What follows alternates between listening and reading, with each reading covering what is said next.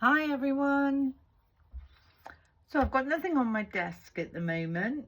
I wanted to try and create a Christmas snow globe dome. I don't have any stencils or anything to create this, so I took a piece of acetate, just regular acetate, and I ran it through my Cricut machine. If you don't have a Cricut, you might have a scanning cut or a silhouette, or even if you don't have any cutting machine, you can cut this out by hand. So this is the centerpiece, which I've cut out using my Cricut machine. And for me now, this means I actually have a stencil shape. You need to keep the inner part because we'll be using that at some stage. I'm going to take in a piece of cardstock and I'm going to see if this is something that I can do without purchasing anything other than what I've already got in my stash. I think the first thing I'm going to do is take in a tiny piece of tape, and I'll go through everything I use as we make this. I'm going to pop a tiny bit on the back, and I'm just going to line this up and press this down on my glass mat just so that my cardstock doesn't move. I'm going to place the stencil roughly where I want it to try and get that as straight as possible, and I'm also going to tape this down. Now, I've never done a snow globe before like this, so this is a first for me. I've seen them on YouTube and often thought I'd like to have a go, but it's one of those things, you know, if you don't have the stencil, you think you can't do it. Anyway, the first thing I'm going to do is take in the faded jeans in the Distress Oxides. I'm going to load up my dauber. I'm going to tap off onto the spare acetate, and I'm just going to basically run a line all around the outside of the stencil. And you don't need to be too perfect with this. You're just creating that outer shadow to make that look like the globe. That's our first bit of ink put down. I'm going to take in another blue dauber, and now I'm using the chipped sapphire in the Distress Oxides. This one's got a purple hue to it, although it looks blue on the lid. It's got more of a purple hue to it.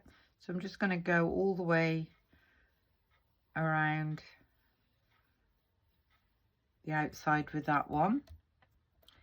So that's all I want to do to the outside. Now the next thing I want to do is create the base. So with your spare piece of acetate that come out from the middle, I'm going to take back in the faded jeans. I'm going to line this up so you can see with the first one just there, and I'm just going to flick up from the bottom, just catching that cardstock slightly, so that when I remove this stencil, I've now got this shape. And then if we take that up to the next one and just line that up like so, taking a bit more of the faded jeans, and I'm just gonna very, very gently create a second round. So if I take that away, you can now see that we've got the base. So I've now taken in the faded jeans again, and I'm just going to come off of the acetate and drag those sides in a tiny bit, and then across the middle just go very, very lightly. So there we've created our base, so we can pop that to one side. We don't need that anymore. Oh, there's a bit of something there. Well, the next thing I'm going to do, printer paper, and I'm going to create myself a shape, and this is going to create my snow there. So I think I've already been using this to stamp on. I think I'm going to use this way up. So what I'm going to do is, there's the base. I'm going to go up to about there. I'm going to take back in my brush and just basically whatever's left on my brush, I'm going to follow that along. We don't want this to look too deep. I want it to look faded, like so. So that's our first mound of snow. Then I thought I need a Christmas tree. So in the Card Making Magic by Christina Griffiths, I found this small Christmas tree, and there's a smaller one there as well. Take the biggest Christmas tree first, and for this I'm going to use the Rustic Wilderness in the oxides, and I'm going to ink that tree up.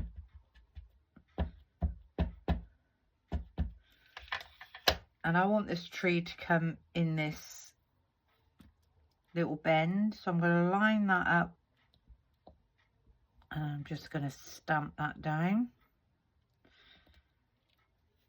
And now we've got a tree in the background. And then I do have this smaller tree, so I'm going to change that over. I don't know what this is going to look like.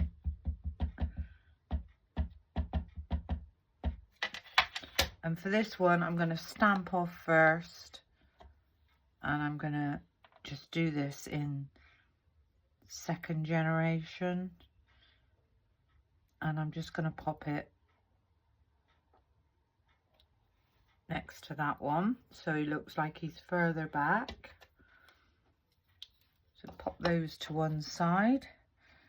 Actually, I can put those back where I got them from.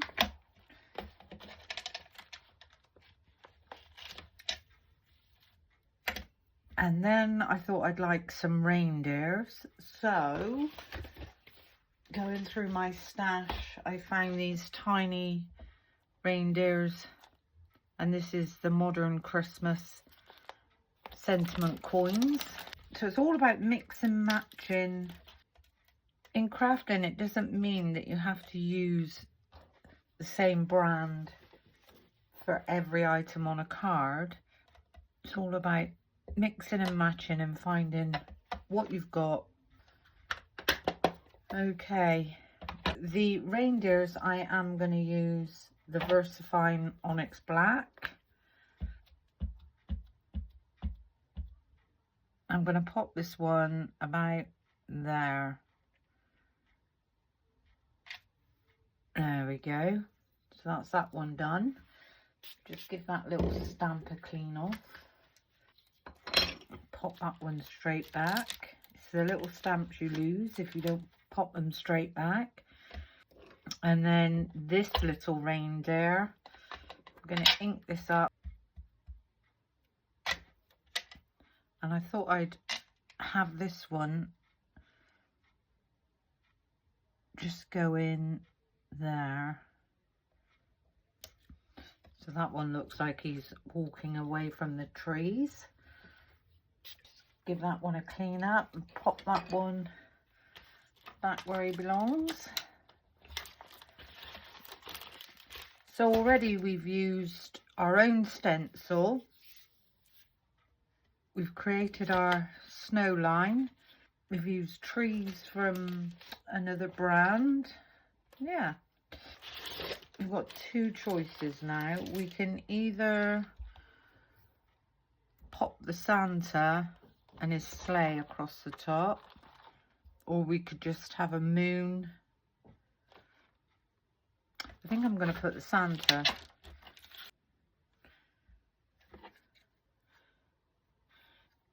So if we go about there, I'm going to ink this one up. Again, using the VersaFine Onyx Black.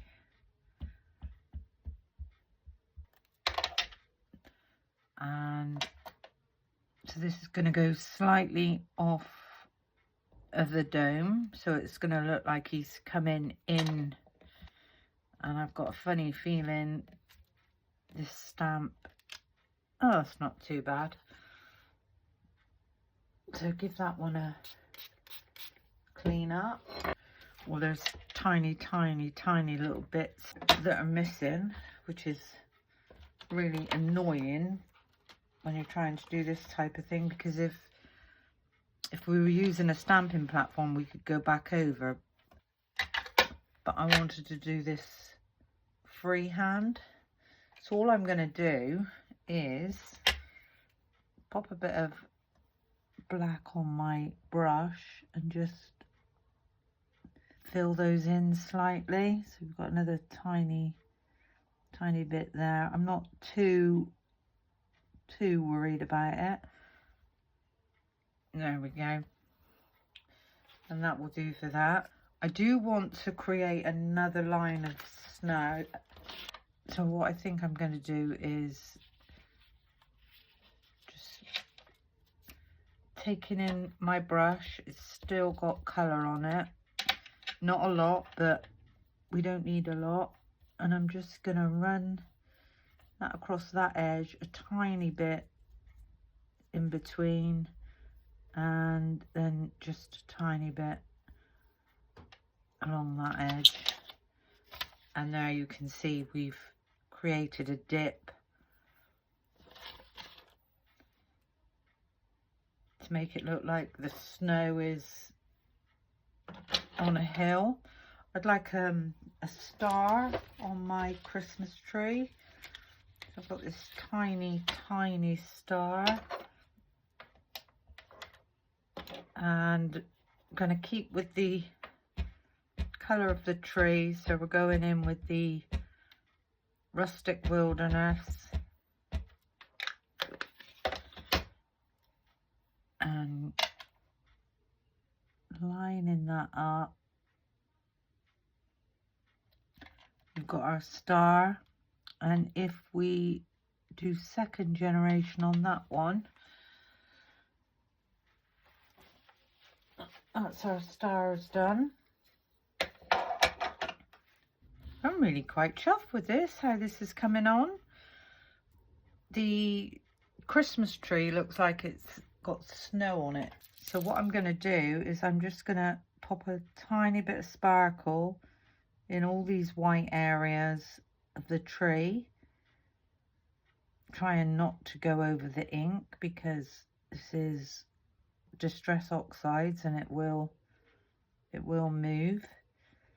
So just pop a bit in those areas. I'm going to pop a tiny bit in the center of the stars. There we go. This reindeer needs to have a tiny shadow underneath his feet. So I'm just taking in a tiny brush and I'm just going to create a shadow there. And then for this one, I can create some shadows.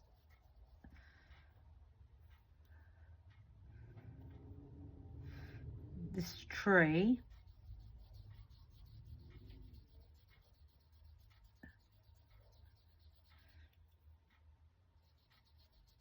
so just into a point, there we go.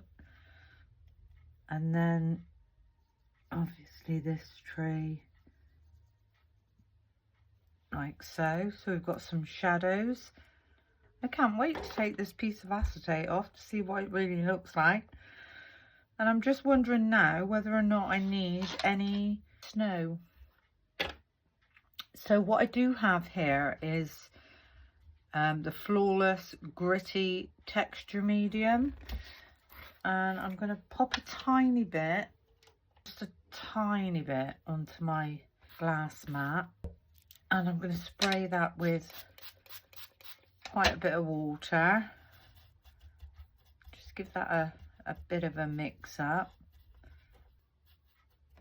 And I'm just going to see if I can flick. It's the wrong brush really, but just some tiny flicks of snow. There we go. Give that a clean up.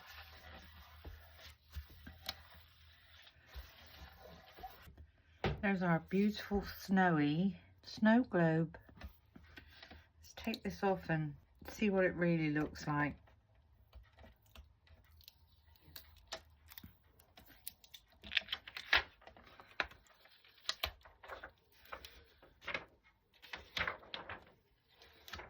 Pop that to one side and I'll clean that up in a minute.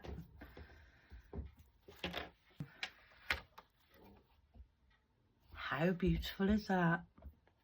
Absolutely stunning.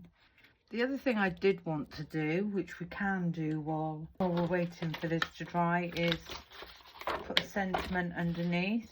And I've got this sentiment that says Season's Greetings, but it's straight and I don't want it to be straight. So I'm going to take in my stamping block. I'm going to curve this slightly. Yeah, we'll give that a go.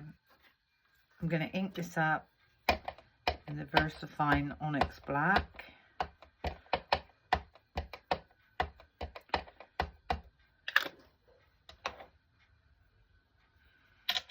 And I'm going to stamp this just there.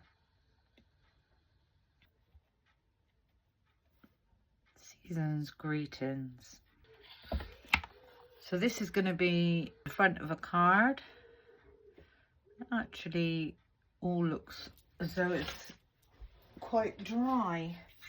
Now if I take in my paper trimmer, I need to take that off of the back, and I'm going to cut this down.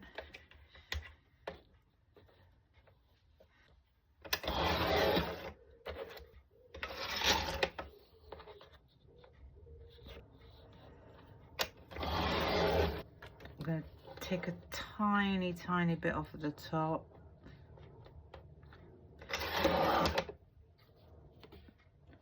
And a tiny bit off of the bottom. And there we've got a really nice topper for a card. I'm really chuffed how this turned out. Hope you have a go.